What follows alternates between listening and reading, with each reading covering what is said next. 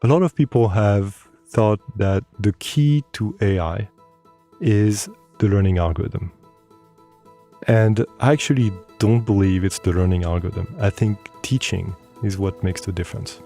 So from a philosophical standpoint, I believe that machine learning algorithm is almost the easy part, is the part that you can locally optimize. Teaching is the part that you have to optimize at a global level, at a societal level. And I think that may actually be the key to AI the same way it was the key to human development. You're listening to the Microsoft Research Podcast, a show that brings you closer to the cutting edge of technology research and the scientists behind it. I'm your host, Gretchen Huizinga. Machine learning is a powerful tool that enables computers to learn by observing the world, recognizing patterns, and self-training via experience, much like humans. But while machines perform well when they can extract knowledge from large amounts of labeled data, their learning outcomes remain vastly inferior to humans when data is limited. That's why Dr. Patrice Simard, distinguished engineer and head of the machine teaching group at Microsoft, is using actual teachers to help machines learn and enable them to extract knowledge from humans rather than just data. Today, Dr. Simard tells us why he believes any task you can teach to a human, you should be able to teach to a machine, explains how machines can exploit the human ability to decompose and explain concepts to train ML models more efficiently and less expensively, and gives us an innovative vision of how, when a human teacher and a machine learning model work together in a real-time interactive process, domain experts can leverage the power of machine learning without machine learning expertise. That and much more on this episode of the Microsoft Research Podcast.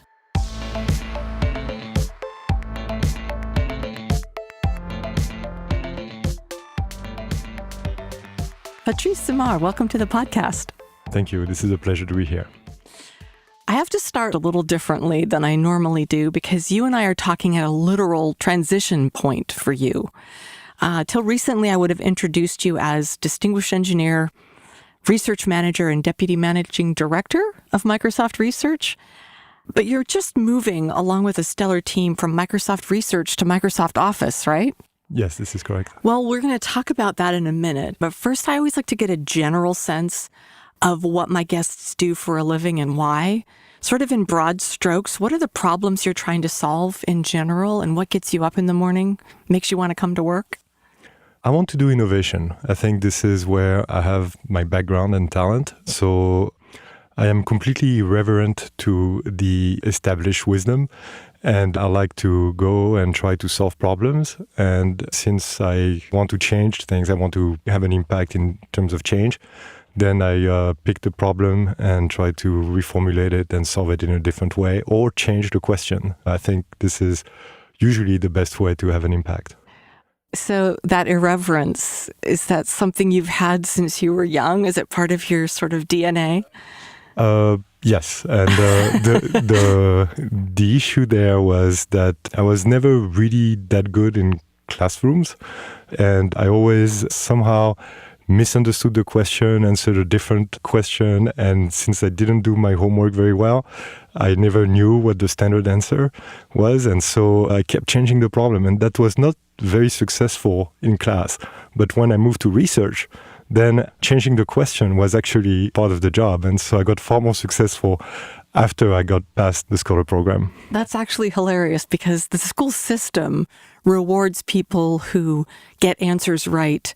But over in research, you want to turn things on their head. Yes, that's right. I mean, changing the question is far more useful in research than coming up with a different answer or slightly better answer to an existing question. You know, that's just a perfect setup for this podcast because the entire topic is turning a particular discipline or field on its head a little bit. So let's set the stage for our conversation today by operationalizing the term machine teaching. Some people have said it's just another way of saying machine learning, but you characterize it as basically the next new field for both programming and machine learning. So tell us, how is machine teaching a new paradigm, and what's so different about it that it qualifies as a new field? Okay, so I'm going to characterize machine learning as extracting knowledge from data. Machine teaching is different, and the problem it tries to solve is What if you start and you have no data? And then the task is about extracting knowledge from the teacher. And this is very similar to programming. Programming is about extracting knowledge from the programmer. So this is where the two fields are very close. And it's a very different paradigm because now it's all about expressivity, recognizing what the teacher meant. And because you focus on the teacher, this is why HCI is so important. HCI is human-computer interaction. And so programming and teaching are absolutely the epitome of human communicating with computers. Listen, I want to ask, because I'm still a little fuzzy. When you say you have no data, but you have a teacher, is this teacher a human? Is this teacher a person? Yes. So explain what that looks like with no data. Is the teacher giving the data to the machine? Yes. So let me give you a sample example. Good. Imagine I want to teach you how to buy a car. So I want to give you my personal feeling for how you buy a good car. So I could bring you to the parking lot and point to good cars and bad cars. And at some point I may ask you, what is a good car? And you may say, oh, it's all the cars for which the second digit of the license plate is even. And that may fit the data perfectly. And obviously this is not what I expected. But this is not the way we do it human to human. So the way we do it human to human is I will tell you that you should look at the price, you should look at the crash test, you should look at the gas mileage, maybe you should buy electric. And these are features. They are what question to ask to basically have the right answer about what a good car and a bad car are. And that's very different. It's a little bit like Socrates teaching by asking the right question, as opposed to enumerating positive and negative for the task. So when humans teach other human, they teach in a very different way than they teach a machine. Now, if you have millions and millions of labels, then the task is about extracting the knowledge from that data. But if you start with no data, then you find out that labels are not efficient at all. And this is not the way humans teach other humans, so there must be another language. And the other language is what I call machine teaching. This is like a programming language. And just to give you an idea of how natural it is, what I see happen over and over in industry is that when people want to build a new machine learning model, they start by collecting a whole bunch of data. They write labeling directives, and then they outsource it. And then they get back their 50,000 labels, and then they have a machine learning algorithm try to extract that knowledge from those labels. But this is ironic because the labeling directives contain all the information to do the labeling. So imagine now that the labeling directives could be inputted directly into the system. Now, when you look at the labeling directives, they are features. They are saying, oh, this is a cooking recipe because it has a list of ingredients. So if we can make that the teaching language, then we can skip the middleman and get the machine do the right thing. That's exactly the word I was going to use, is the middleman of the labelers, right? Yes. Drilling in a little, teachers are typically more expensive in terms of hours and so on. So what's the business model here? Except for the fact that you're missing the middleman, which usually marks up the price, how is it more efficient or less expensive? Okay, so this is exactly what happened with programming. At first, the programmers were scientists that would program in assembly code. And the name of the game in those days was performance and the biggest machine you could get and the fastest machine you could get. And over the years, the field has evolved to allow more and more people to program. And the cost became really the programmer. And so we wanted to scale with the number of programmers. This was the mythical man month, and how to reduce the cost of programmer, how to scale a single task to multiple programmers. And if you look at the literature for programming, it moved from a literature of performance to a literature of productivity. And I believe that machine learning is still a literature of performance. Generalization is everything. And if you have a lot of data, this is the right thing. I mean, basically what makes the difference is the machine learning algorithm and how many GPUs you're going to put on it. And this is what deep learning is. And I've worked in that field for many years, and I absolutely love that game. But I believe that we are changing. We are at a turning point where productivity and the teacher's time becomes more and more important. Interesting. And for custom problems, you don't have a choice. You cannot extract the knowledge from the data because you don't have the data. It's too custom. Right. Or maybe it changes too fast. And in that case, the more efficient way to communicate the knowledge is through features, through schema, through other constraints. And I'm not sure we yet know what language it will be. It will still evolve.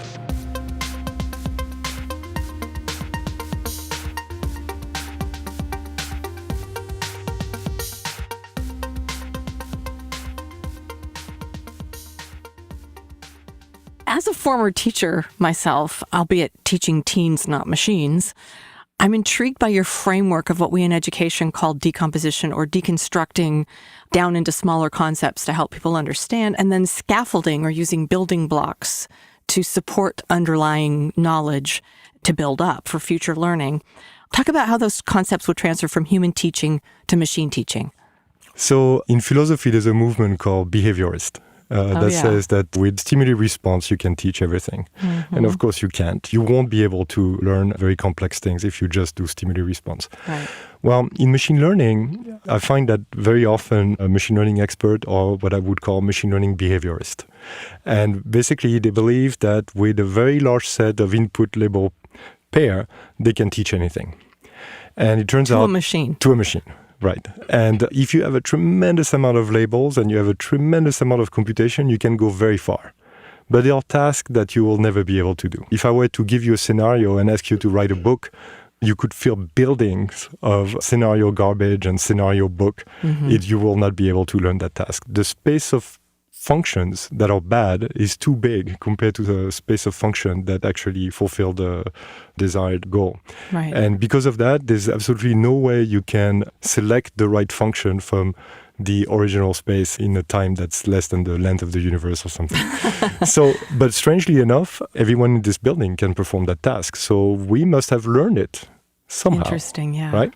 And the way we've learned it is we learn about characters, we learn about words, we learn about sentences, we learn about paragraphs, we learn about chapters, but we also learn about tenses, we learn about metaphors, we learn about character development, we learn about... Sarcasm, right? So with all these things that we've learned in terms of skills, we were able to go to the next stage and learn new skills on top of the previous skills. And in machine learning, there's this thing that we call the hypothesis space, which is the space of functions from which we are looking to find the right function.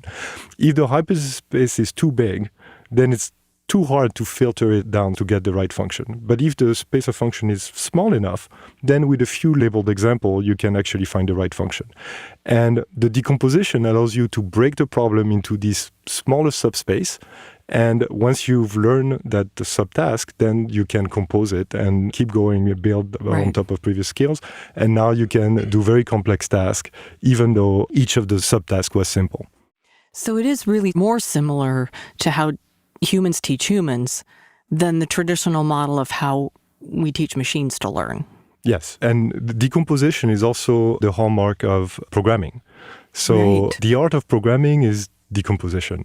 And if you don't get it right, you refactor, and we've developed all these design patterns to do programming right. And believe that there will be a complete one-to-one correspondence. There will be the design patterns, the teaching language will correspond to the programming language. I will even say that what corresponds to the assembly language is the machine learning models, and they should be interchangeable. And if they are interchangeable, then the teachers are interchangeable, which is exactly what you want in terms of productivity, because you know how it works. The person that starts the project may not be the person that ends the project or maintains the project. There's been a lot of talk within the computer science community about software 2.0 and the democratization of skills that usually require a significant amount of expertise. But you've suggested that those terms don't do full justice to the kinds of things you're trying to describe or define. So tell us why. So if you say software 2.0, it's an evolution thing. Right. And I believe that we need something far more radical in the way we view the problem. So to me, software is something that's intentional. Very often people in Software 2.0, they think about dealing with large amount of label data. And label data can be collected in a non-intentional way. So for instance, for click prediction, the label data is whether you got a click or you didn't get a click, and you collect that automatically. So it's not really intentional. When you write a program, it's very intentional. You decompose it, you write each of the function with a purpose. Right. And I think when you teach and you decompose the problem into subpart, the labels are intentional and they are costly because they come from a human. And now we need to manage that. So if I decompose the problem, I want to be able to share the part that I've decomposed. And now if I'm going to share it, I need to version it. And this is a discipline that is very well known in programming. So how do we manage as efficiently as possible knowledge that was created intentionally? And now it will need to be maintained, it will need to be versioned, it will need to be shared, it will need to be specified.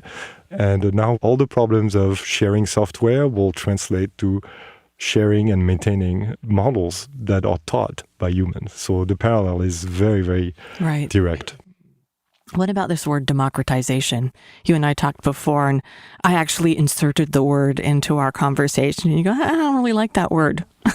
Yes. So I started using that word at the beginning, and I felt like the problem with the word is that everyone wants to democratize. And I want machine teaching to be more ambitious. So let's think about the guarantee you have when you program. If I ask you to code a function and you're a programmer, you will tell me, yes, I can do it. And then I'll say, well, how long is it going to take? And you're going to say, let's say 3 months. And your estimate may be off. People said that we're usually off by a factor 3. But you were able to know that it was possible. And you can actually even specify the performance of your program, and you can say how long it's going to take. Right now, we don't have that kind of guarantee when we talk about machine learning. And the strange thing is that we have all these tools of a structural risk minimization that gives us guarantee on the accuracy given some distribution, but we don't really have guarantee on what the final performance is going to be before we have the data. And yet, in programming, we can have those guarantees. So what's different, right? So we have to think about the problem of teaching differently. And if you start thinking about the problem of teaching in terms of decomposition, then you'll be able to reason in exactly the same way that you reason for programming. We actually do this when you teach human, right? Yeah. So if you wanted to teach a concept to a person, you would say, okay, this person doesn't know about this and this and this, so I'm going to first have to teach those sub-skills, and then I'll be able to build on top of these skills. So the task of decomposition is a task that's very important for teaching. We humans do it all the time. We programmers do it all the time. The teacher spend a lot of time decomposing the problem into these subfield and sub-skills. And then laying the foundation. Laying the foundation and building on top of the foundation and testing at each level whether you got the skill right. And that testing is exactly what I want to make a discipline in machine teaching. Which is just, music to my ears. As a former teacher, I don't think you ever stop being a teacher. I said, they'll know I'm dead when the red pen falls out of my hand. Well, let's get a little more granular and specific. So you've developed a machine learning tool called Pickle, which is spelled P-I-C-L, not like the pickle that you put on a burger. Yes. And it stands for Platform for Interactive Concept Learning. And it allows people, this is key, it allows people without ML expertise to build ML classifiers and extractors. Yes. Tell us more about Pickle. What is it? How does it work? And why is it cool? Okay. So I believe that if you want to do machine teaching, you need a few elements. And if it's okay, I'm going to describe the 3 elements that I believe are essential. It is okay. All right. So the first thing is that you're going to need a machine learning algorithm. And the machine learning algorithm has to be able to find the right function from the hypothesis space if there is such a function that fits the data. So that's the first requirement. And if we have that requirement, we can even interchange machine learning algorithms. It's not super important which one we're going to use. The second element I call teaching completeness. And what I mean by that is that if the teacher can distinguish 2 examples of 2 different classes, you should be able to give the machine a feature that will distinguish these 2 classes. At the same time, you need to be able to compose functions in a way that you can always bring the function that you want into the hypothesis space. Now, it may take several iterations. You may have to create submodels that are fairly simple or complex. You can always decompose, but eventually you have to be able to bring the function that you want in the hypothesis space. And if that's possible, then I call the system teaching complete.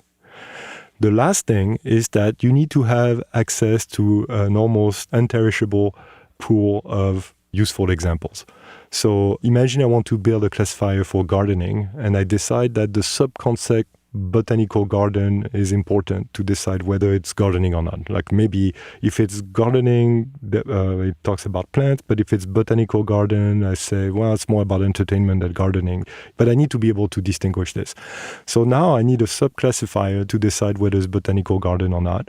And for that, I need to find example for this. So if my sampling space has an infinite supply of all the sub-concepts that I may ever learn, then basically I have the ability to find all the examples that I need that are relevant to the task that I want. So people tend to think that, oh, but this is a very hard requirement because how do you get an infinite supply of data? But here is the key, is that that data doesn't need to be labeled. Because if I have access to this pool of unlabeled data, I can query it. I can use my classifier to search it. I can combine multiple classifiers and say, well, this classifier has to be very positive and this one has to be very negative, and I can sample with that range, right? So if I have the right tool to discover the example that I need, I'm good enough. So these are the three requirements. And if you have these three requirements, then it's all about finding the right combination of labels, features, decomposition, so that you can achieve your task. And this is what Pickle does for text. So right now, Pickle only works on text. Interesting. And so in Pickle, you can take document and classify them, but you can also extract schema from the document. So you can find addresses, you can find the job history from a resume, you can find menus, you can extract product, you can extract quotes from email, all these things that human can do very easily. So this is the vision of machine teaching, is that anything you can teach to a non-expert human, you should be able to teach to a machine. Right. And hopefully we have the language to do that easily. Now, let's be honest. Not all humans are good teachers. And I believe that not all humans will be good machine teachers. It takes some education and familiarity with the tool Pickle, but hopefully we can get better at this.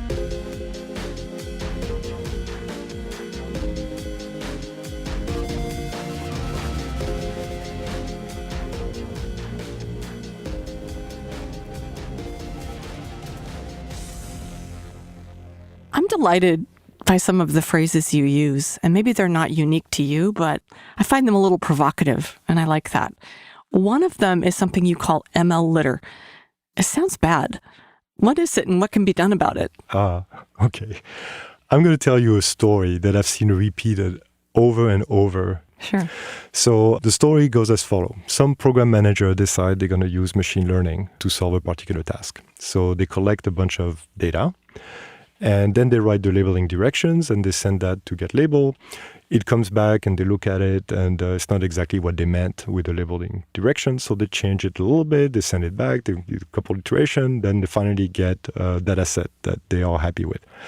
They consult with some machine learning expert who will recommend deep learning or support vector machine or boosted decision tree, and they will decide what parameters to use, k-fold validation, k equal 5, or, all these hyperparameters. And they will have some engineers that will do feature engineering and code some features.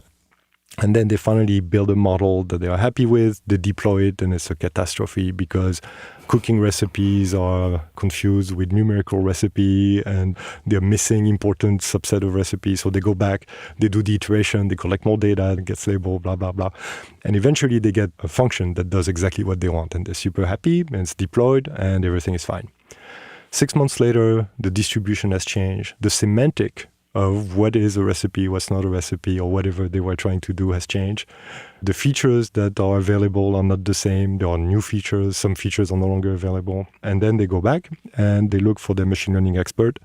That machine learning expert now is at Facebook or Google or Amazon. Moved on. Right. So you have models that are no longer reproducible, experts that are not the original expert. And so you can reproduce the model, you can answer the question. and someone asks, well, can I remove that model? And you remove the model, and then suddenly everyone screams because they're using that model as a feature for another model. But they don't even know if that feature is performing to spec. And so you find all these models that are kind of sort of not defunct, they're still running. No one knows whether they're performing to spec, and no one dare remove them. And this is what I call ML litter. And the amount of resources that's wasted on this is enormous. Now, some people have identified that problem. There's a famous paper from the Google team on the technical depth that have identified these problems, but I haven't seen a lot of solutions for how to deal with this. Yeah, I was going to ask. So I actually think that machine teaching is bringing the discipline of programming to machine learning. So something as simple as using source control and including in the source control the data. Now, I mean the software 2.0, according to my definition, which is the intentional data. I don't think we need to version data that is collected automatically. But everything that is created by a human with a purpose should be versioned. And in the same check-in, in the same group of things that you save together, you should include the label, the features, the schema, everything that's relevant to reproducing that model. And if you do this and you bring all the discipline about decomposition and documentation and versioning, then suddenly that solves that problem. You will always be able to reproduce your models. If you bring all the discipline and design patterns that we've learned from programming, then I believe that will solve the problem of ML litter. I do want to ask you about this interesting program you told me about. And this program is called the Rotation Program. And it seems to me like a novel way to ensure what I would call organizational hybrid vigor, to use an agricultural or an animal husbandry term. What is it? Why do you think it's a good thing? And what results have you seen since you implemented it? Okay, so Microsoft has this organization called Microsoft Research, where the primary goal is to move the theory forward, to design new principle and innovate in all the fields. In the product group, you have very different imperatives in terms of producing value. And the question is, how do you transfer from one organization to the other, and how do you lubricate producing value and doing innovation? And this is not a simple answer. So what I wanted to do is to help the product group with the recruiting of research talent. I wanted the researchers to learn about the reality of product group. And you don't want to force people to do a move that they don't want to make. At the same time, you want to provide the right incentives. So the rotation program is for people above a certain level. They have the options to do a rotation in a product group with an interesting constraint, which is that they cannot come back for 2 years. And that constraint means that when they do that jump, they jump in the deep water and they have to basically swim for 2 years. And then they have the option to come back. And so 2 years is so that they have 2 review cycles, but it's also so that we can hire a postdoc during the same time. So it all fits perfectly. And what we find out is that sometimes people come back, sometimes they don't come back. Every time they do it at first, they say, I hold to this contract, but like it's my dear life. And after 2 years, they say, I'm totally happy. They've given me a lot of resources. I'm having a huge amount of impact. And suddenly they absolutely are not worried about the future. And it's very, very different. So that's the benefit for the product teams and the person who goes. What's the benefit for Microsoft Research? So for Microsoft Research, there are many benefits. So first, having an impact is always very satisfying. The people that do the jump becomes advocate of research and collaborators from the product group so that you can have both a theoretical impact in the academic community and have an impact in the real world. Basically, the world becomes your customer. It creates a movement across the org. So it brings fresh mind. Fresh legs. Exactly. And so so this is good in terms of diversity. It's good in terms of basically steering the pot a little bit. And some people need to do this after a while because we all need change. That is such a good transition to talking about what you're doing right now, moving from Microsoft Research to what I might call the Microsoft mothership. You're going into Microsoft Office. Yes. Tell us about what prompted that move. What's the goal? Who are you taking from here? Who are you getting over? What's the deal? Yeah. So I started the machine teaching effort about 7 years ago. And at the time, I had the choice of doing it in a product or doing it in Microsoft Research. And to be frank, I worried that if it was done in a product group, it would be hard to protect it from the imperative of delivering value. Right, immediately. Immediately, Oh, yes. gotcha. So I wanted to have a little bit of breathing room. And so I created this team in Microsoft Research. And now it's been 7 years, and I believe that there's no really any question of the value. We can actually both deliver value and continue the investment in innovation, and we can do that almost anywhere in the company. So why Office? So why Office? We started doing this in Azure, and now the group that started in Azure has moved to Office. Oh. And basically, I'm rejoining a group that have influence in the past, and we are going to do both Azure and Office, and those are the two main products of Microsoft. You started here 20 years ago, you said, Yes. and your career has been anything but linear. Yes. You've been back and forth already. The rotation program is not new to you. No. So tell us about your path, your journey, your story. All right. So after my PhD, I started at Bell Labs in a pretty famous group. This is the group of Jan LeCun, Vladimir Vapnik, Joshua Bengio, Leon Botou, and Joshua and Jan just got the Turing Award. Yeah. So I stayed there for 8 years. And then I came to Microsoft Research. And when I moved to Microsoft, I did something very strange. I looked at the address book and I looked at everyone that had the title architect, scheduled one-on-ones, and tried to find out what problems needed to be solved in the product group. It was a very bold kind of move. And I started creating relationship. And after a while, I had two groups that were providing me with engineers to help them because they wanted to have more of my bandwidth. And I told them, well, the best way to have more of my bandwidth is to provide me with engineers, and then I will help with your product. So that's how I started. And then I thought that, Microsoft is the document company because at the time, 95% of all documents were created on Microsoft software, and we didn't have a document group. So I said, we should have a document group. And then the answer came back, said, yeah, you should create it. And I said, well, I'm a machine learning person. I'm not a document person. But after 6 months, I thought it made no sense. So I created that group. And then more groups were put under me. And eventually I was asked to start Live Lab Research. Okay. And this is when I left Microsoft Research and created Live Lab Research under Gary Flake, who was basically creating Live Labs. So I created this team. And I moved to Ad Center as a group program manager. And I can tell you, I am not qualified for that position. And it was really crazy. And after 6 months, I sort of fired myself. I said, I cannot do this. And I became a chief scientist again. But after 3 more years of that, I decided to come back to Microsoft Research to do machine teaching. And now I'm about to go again out of Microsoft Research to try to have an impact. All right. Machine learning is full of promise, and machine teaching seems to be a promising direction they're in. So we might call everything we've talked about up to now, what could possibly go right? But we always have to ask the what could possibly go wrong question. At least I do. Not because I'm a pessimist, but because I think we need to think about unintended consequences and the power of what we're doing. So given the work you do, Patrice, and its potential to put machine learning tools in the hands of non-experts, Oh, God. Do you want to go there? is there anything that concerns you? Anything that keeps you up at night? I like to think of myself as someone that thinks strategically.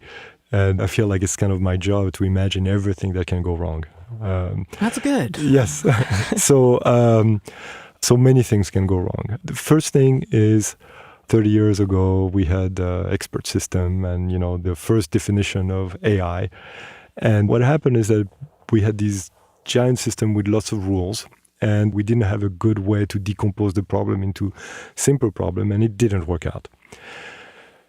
We also have now deep learning. And again, there's no decomposition, and the complexity is such that we don't understand what's going on inside. And I think it's far more successful than where we were 30 years ago, and this is why we have something different today. And I'm trying to say we should be in between. Before it was all features, no label, and now with deep learning is sort of kind of all labels, no feature. And I'm advocating that we should be in between. And this is where machine teaching is. We should express things not just with labels, but with features, and we should do it in a way that's disciplined and deliberate, like we do for programming. Okay, what if I'm wrong? I don't believe this is the case, but of course, I'm worried that am I pulling a whole bunch of people in a direction that is not the right direction. At the same time, to be honest, I really truly believe that this is the way to go. So I have the fortitude to overcome those doubts, but it's something that always keeps me up at night. The other question that you're asking is more philosophical. A lot of people have thought that the key to AI is the learning algorithm. And I actually don't believe it's the learning algorithm. I think teaching is what makes the difference. So from a philosophical standpoint, I believe that machine learning algorithm is almost the easy part, is the part that you can locally optimize. Teaching is the part that you have to optimize at a global level, at a societal level. And I think that may actually be the key to AI the same way it was the key to human development. At the end of every podcast, I give my guests the proverbial last word. So here's your chance to give some advice or inspiration to emerging researchers who might be interested in teaching machines. What would you say to them? Okay. What I tell people when they ask me advice for career, I always tell them optimize for growth. So challenge yourself. Don't be afraid of failure. Failure is growth. So that's a general advice for researchers and for people doing their career. For machine teaching, I believe machine teaching is an incredible field right now because first, it's at the intersection of three fields that are very different. So when you are at the intersection of multiple fields, it's usually a very fertile ground for doing all sorts of new things. I also believe that we are at a phase transition where the field of machine learning, which is super popular, right, is about to transit to something different. And when you are at the time where it transit, it's the most exciting thing possible. So I think now there's a fantastic opportunity to create a new field. I don't know where it's going to go, but it's very, very exciting. Patrice Simard, thank you so much for coming on the podcast today. All right, thank you. It was my pleasure.